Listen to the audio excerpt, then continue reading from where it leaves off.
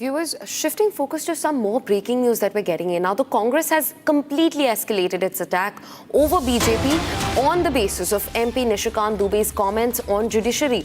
Bhupesh Baghel targeted the BJP president JP Nadda and said it is not enough for the BJP to just distance itself from the statements that were made by their own MPs. Nishikant Dubey, that is. And in fact, Baghel called it a well-planned conspiracy.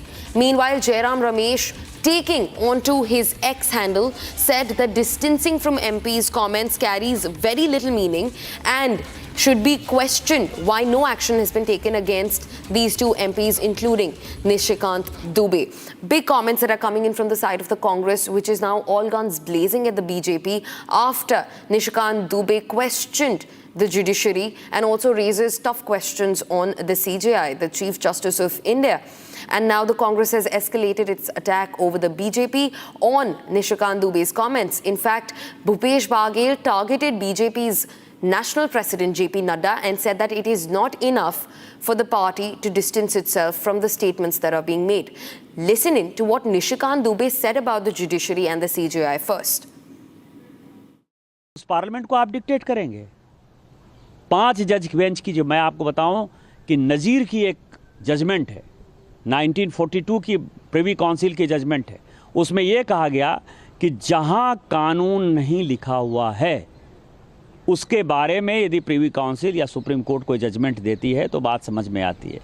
यहाँ पूरा judgement लिखा हुआ है कि राष्ट्रपति का क्या अधिकार है, उपराष्ट्रपति का क्या अधिकार है, प्रधानमंत्री का क्या अधिकार है, हमारे पार्लियामेंट का क्या अधिकार है, हमारे सुप्रीम कोर्ट का क्या अधिकार है, हाई कोर्ट का अधिकार है। जब सब कुछ लिखत पढ़त में है तो तुम नया कानून कैसे बना दिया? 3 महीना कहाँ से लेके आ गए कि राष्ट्रपति को 3 महीने के अंदर फैसला करना है? ये किस कानून में लिखा हुआ है?